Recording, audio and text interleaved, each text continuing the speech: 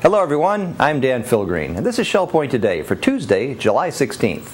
On today's show, the Memory Care Group offers tips and tricks for getting the most out of your memory. We'll also share some memories with Mildred daughter, who worked in the Christian and Missionary Alliance offices in New York City, as well as in the Philippines. But first, a reminder for people who were born and raised in Florida. Yes, those people actually do exist, and many of them live right here at Shell Point. The Florida they grew up in was a far different place than the Florida of today. And you can share all those memories at a Get to Know Your Neighbor event for Florida natives, happening this afternoon at 2 p.m. in the Grand Cypress Room. So if you lived in Florida since the 1950s or 60s, or even before that, come mix and mingle and share your stories. Once again, the Florida Native event happens this afternoon at 2 p.m. in the Grand Cypress Room, and light refreshments will be served. We also want to draw your attention to an event tomorrow that's about scrapbooking. Do you enjoy making your own greeting cards, picture frames, and other decorative items?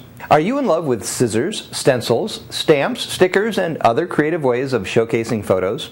Then this is the group for you. We're starting a scrapbooking group here at Shell Point, and the first meeting is tomorrow morning at 9:15 a.m. in the Osprey Room on the island.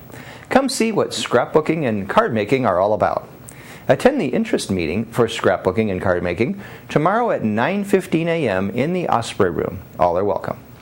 Many times we use scrapbooks to help remind us of important times in our lives. But these tools can also help in more practical ways. For example, reminding us that we have a doctor's appointment in the afternoon. If you find yourself missing certain events or perhaps not being able to recall names or places, then there are memory aids available that can help you. And our behavioral health department has the experience to help you use them.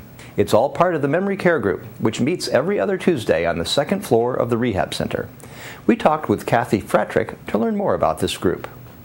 Hi everybody, I'm Jared Pike, and today we are talking about 3 support groups run by behavioral health. And these are 3 very important groups we encourage you to take advantage of. With me is Kathy Fratrick, licensed clinical social worker.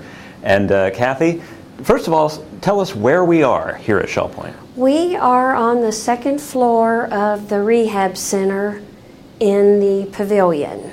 And there's an elevator right as you walk in the Rehab Center. And on the second floor, there's an educational room where these groups meet. Right. And we're about to go in and see, so let's go. Certainly. So this is the conference center, the educational room on the second floor of the rehab. You have kind of some aids here. Tell me about what's laid out on the table here. What these items are what I refer to as external memory aids. For someone who has memory loss, it's helpful to design interventions that help the resident manage their memory loss better. Okay. So an example would be that we're most familiar with is keeping a calendar. Because our memory relies on all our senses, both visual, hearing, taste, touch, smell. So if someone is struggling with forgetting, it helps to have tangible cues, tangible written cues. Keeping track of keys, that's a big deal. Yes, and what I often suggest is select a memory place. So select a significant place in your house and then have a memory container. And then train yourself to go to that spot and use that container for usually the most vital things. Your keys, your wallet, your appointment book, your glasses. Oh, good.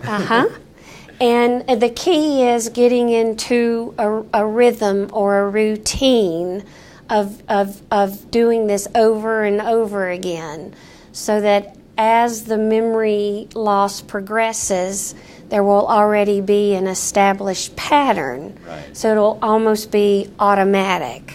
That's great. And there are a lot of these tips that exist. Once someone has a memory condition, there are steps you can take. There are positive steps, and you know a lot of them. Yes. And you're here to share them. Yes. I see a bunch here on the wall here, and you share them in kind of a group setting so that people can understand what each other is going through.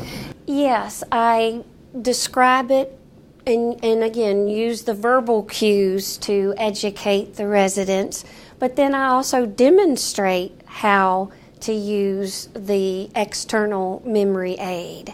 Now let's talk about the groups themselves, when and where they meet and how people get signed up, because they can't just show up, they need to sign up through your department. So talk about that for a second.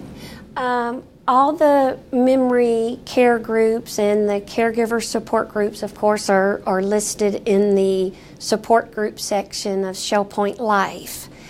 And if someone is interested in the memory care group, then they can initiate a call to me, and it's important to set up that initial appointment. And tell us your phone number. 454-2073.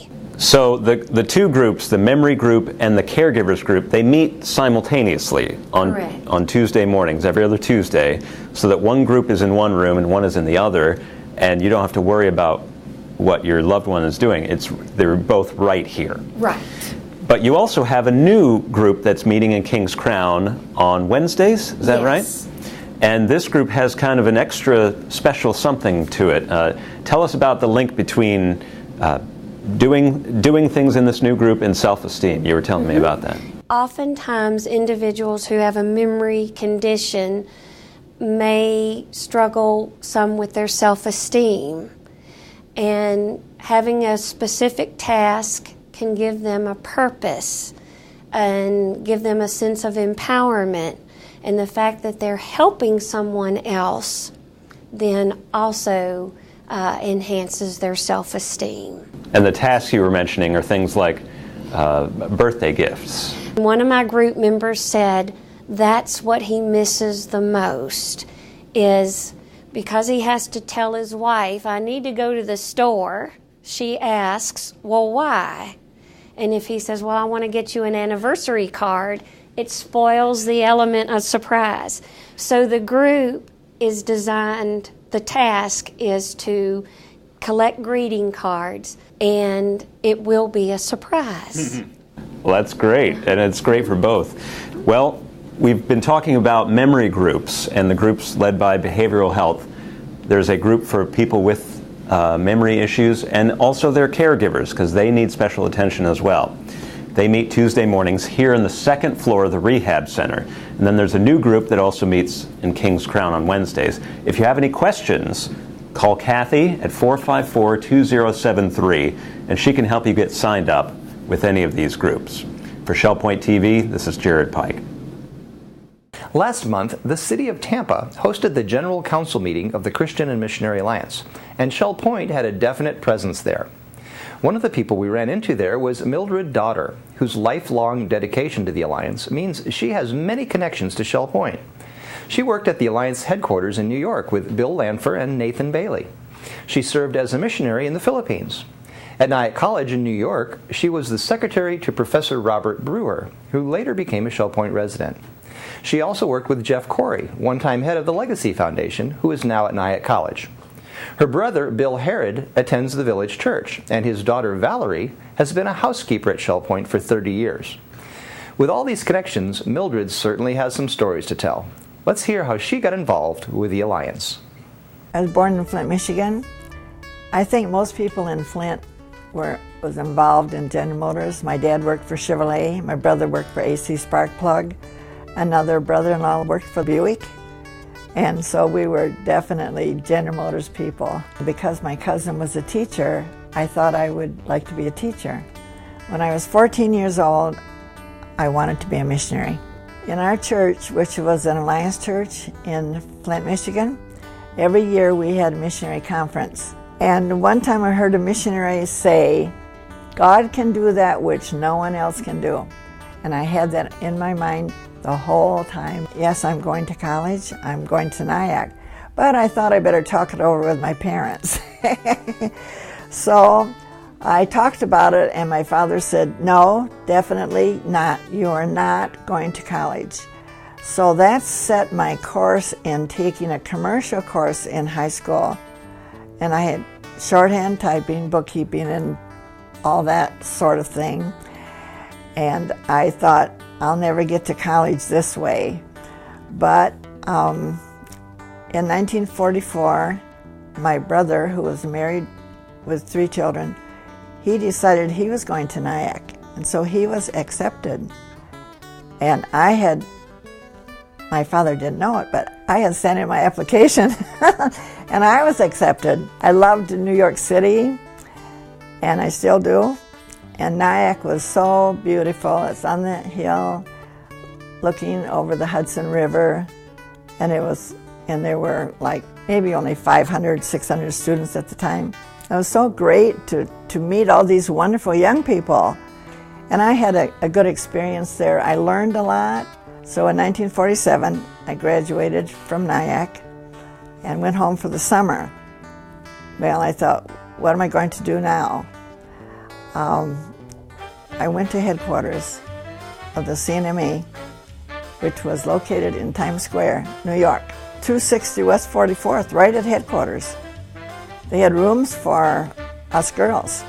We were 7 or 8 younger people. The ones who went there at first had to type receipts, and there were thousands of receipts, but I had to type individual receipts for the individual donors. That was a job. No computer, just type them. What did I first think? I think I talked an hour on the phone to my mother. I can't take this. The people are rude. If they bump into you, they don't say pardon me. They just keep on going. And I couldn't. I said, they're so hard-hearted. I can't stay here. And she said, if that's where God wants you, you're going to stay. And so in time, I accepted their ways. It was so noisy that I didn't mind that. That was excitement. That was really great. And when I went home to visit my parents, it was so quiet I couldn't sleep. I was so used to the ambulance, fire, everything going on, you know. It was exciting there. And I was there 4.5 years. So I can say Bill Amfer was there, Dr. Bailey. I have a picture of all of us together. It was just a fun time. Once in a while, the man who ran the elevator, it wasn't push a button, it was the crank that goes like this. And so sometimes when he was out for lunch, I had to take over the elevator. So, what floor please? And then, and that was kind of fun. And we had 6 floors. We had 6 floors there. So it was missionary conference time in the New York Tabernacle where I attended church. So I thought, I'm not going. I've heard this all my life. I'm not going. So I turned on the radio and I heard the most wonderful sermon on missions. I said, okay, God, if that's what you have for me, I'm willing to go now. There's an urgent need in the Philippines. Are you willing to go there? I said, what would I do?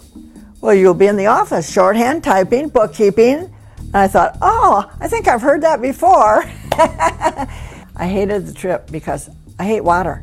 I'm not good on water. So 13 days on a freighter was really tough for me. Landing in Manila where it was hot and humid. People here in the States say it's so hot and humid. I say it is. I mean, because there's no comparison. The old Army Jeeps, U.S. Army Jeeps, and they had painted them colored, yellow, red, everything, and they were all waiting for passengers. In Manila, all you have to have is a horn, never mind the brakes, because they all merge. They're going someplace, and brakes are not as important as the horn. And so it's very noisy again. Am I back in New York with all the noise or what? Well, I was down in Zamboanga, which is pretty near Borneo. It's way down on Mindanao. They did have one street light. They put that on my last year there, they put a red and green light. They didn't know the difference between red and green, it didn't matter anyway. What did I end up doing? How much time do you have? I was in the office from 7 to 5 almost every day.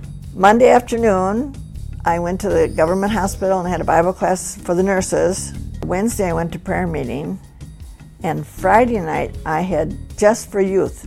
I had about at least 80 young people, teenagers, and I spoke then. The downtown people want us to have a radio program. They had never been a really Christian radio program in the town. Who's going to do that? You are.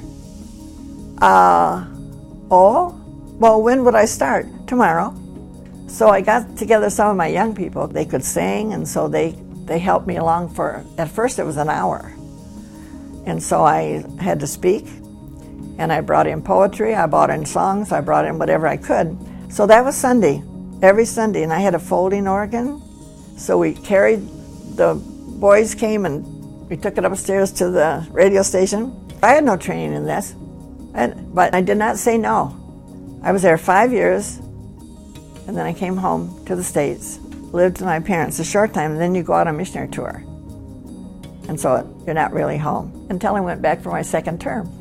When I went back for another 5 years, looking back, I taught them Bible verses, starting with A, B, C, and none. And not so long ago, maybe a couple years ago, I saw one of my young people. She's older, of course. She can tell you every verse, starting with A, B, C, go on down. And so that was effective because the Word of God was in their hearts. There are 3,000 Alliance churches in the Philippines. Isn't that great? So I came back to the States, and I weighed 104, if you can believe it. And my skin was yellow. My mother was very sad to see me in that. I've given 10 years, and I'm exhausted, and I'm fading away. I'm not going back. I think I'll go to Nyack and see if I can get a job there. And so I did work at Nyack College as a secretary. I worked for Mr. Brewer, who was a resident here. I was his secretary. Now in '65, I did marry Gerald Smith, who had 6 children. He did the first brochure on Shell Point in 1967. He asked Dr. Bailey, what should I put in it? Put a palm tree, that's all we know. And so Shell Point had come along a little bit. I mean, the roads were still dirt. We got stuck in the roads and all that stuff. And I felt, you know what? If we could go to Fort Myers, it would be nice and warm, and we could go to the church here and all that, and we knew people, and I just thought that would be great, and I'd like to go back, go to Nyack. But when I go back, they give me a free apartment and arrange for somebody to take me out for meals when I'm there. I'm the queen. And so Jeff was telling us about a project that they wanted, and Jean, whom I married in 2008, because Gerald died 2002, Jean thought that would be really nice for us to do. So we told Jeff we would do it. Go ahead and build it. It's called the Daughter Gazebo. It's big enough for an orchestra to be in there, and for weddings, and even students. The teachers sometimes, when it's really nice, they'll say, let's go out and have our class in the gazebo. Isn't that nice? We're always looking for interesting connections at Shell Point. Drop us a line and let us know about yours. Call Jared Pike at 489-8431 or email jaredpike@shellpoint.org. For now, it's time to cover all of today's happenings from Resort Services. Then stay tuned for your Academy news, menus, and Village Church connections. Welcome to the Happenings segment of Shell Point TV. Today is Tuesday, July 16th, and I'm Suzanne Zabata, here with Bev Chanley to go over everything happening today. We'll start the day off at 7:15 with the Health Connections, Bend, Breathe, and Balance in the Health Club on the island. At 8 o'clock, the Round Robin men's doubles tennis group will be out at the courts at the Woodlands. At 8:15, the Stamp Ministry will be meeting in the Stamp Room on the island. And at 9 o'clock, we have our behind the scenes of the laundry facilities. They'll be meeting outside of the Manatee Room on the island. This is full. At 9:15, the Caregiver Support Group Therapy and the Memory Care Group will be meeting on the second floor of the Rehab Center on the island. Sign up is required. At 9:15, Open Painting will be in the Art Studio on the island. And we also have Shuffleboard meeting out at the Shuffleboard Courts on the island. At 9:30, the Match Play Mixed Doubles Tennis Group will meet out of the courts at the Woodlands. And at 10:15, we have the Through the Bible Study Group meeting in the Osprey Room on the island. 10:30, the Caregiver Support Group Therapy and the Memory Care Group Session 2 are meeting in the second floor of the Rehab Center on the island, and sign up is required. That's all for the morning. Now let's go to Bev for the afternoon. Thank you, Suzanne. We're going to start out the afternoon at 12:30, where Mixed Progressive Bridge will be played in the game room of the Woodlands. 1:15 is the time the knitters group will be in the Osprey room. Also at 1:15, the rollicking recorderists will be in the Tarpon room. And then again at 1:15, we have the women's prayer group at the hospitality room of the village church. 2 o'clock is the time for Do You Know Your Neighbor? This one is featuring Florida natives. They'll be in the Grand Cypress room down at the Woodlands. At 2:45, we have a Health Connections class, Balance and Mobility, Training Level 2 in the Health Club. This is currently full. And then at 3 o'clock, we have a Health Connections class, Pole Walking. This is the Insider Workshop at the church auditorium. Sign up is required for that one. Thanks for joining us today, and we'll see you back here again tomorrow. Hello, everyone. I'm Terry Kolath with your Academy information for Tuesday. At 9:15, the Computer College has Developing Skills on Windows 7, continuing in the Computer Teaching Center on the island. Then at 10 o'clock, we have the History of the United States to 1815. This will take place in the Grand Cypress Room of the Woodlands, and sign-up is required. You can sign up right at the door. I'd like to tell you about a new class coming tomorrow, American Folk Art. This art history course will be presented by Dottie Megan.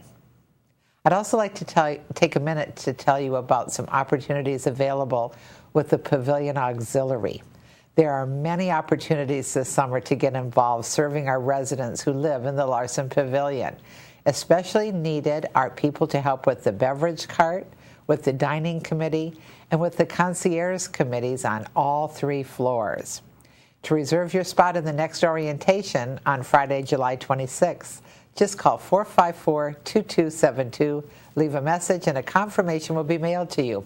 Please continue to look on the last page of the weekly reminder at the auxiliary box for updates. Menus for Tuesday.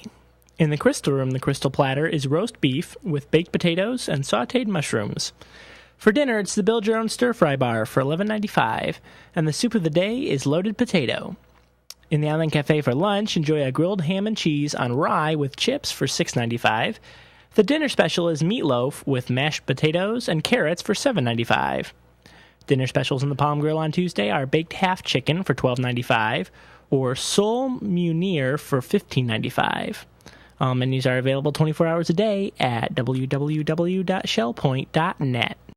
Bells are instruments that, throughout history, have been used to gather people for worship, as well as help them celebrate in times of great joy and grieve in times of great sorrow. English handbells, invented in the late 1600s, are finely crafted, pitched instruments of great beauty in the hands of skillful composers and performers, express a wide range of emotions that bring joy and comfort to the heart. Today, we will watch and listen to Youth Handbell Ensemble from the Pompano Beach New Presbyterian Church as they perform Marty Nystrom's contemporary song, As the Deer. Few people have had to go without water for several days. Psalm 42 uses the example of a deer in the midst of a drought to suggest human craving for the refreshment of God's presence. As water is the most basic necessity for survival, so life with God is the basic need of human beings. Existence without God is like the desert, parched and barren. It is only God's grace expressed in a sense of His presence which can satisfy the thirst of the human soul. The song says, As the deer panteth for the water, so my soul longeth after thee. You alone are my heart's desire, and I long to worship thee.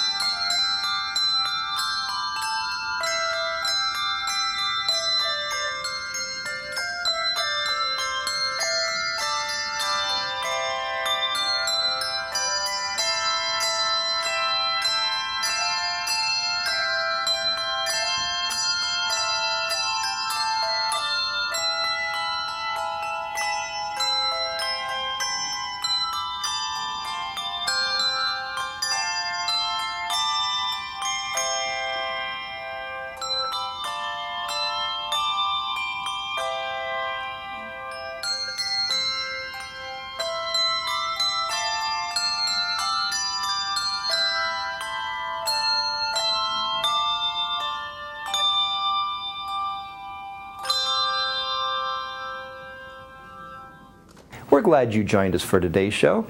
Tune in tomorrow as we teach you how to reprogram your digital TV, which is actually much easier than it sounds. We'll also talk to Norton McKnight, whose Academy class will teach us just how much we don't know about the Constitution. Until then, this is Shell Point Today for Tuesday, July 16th.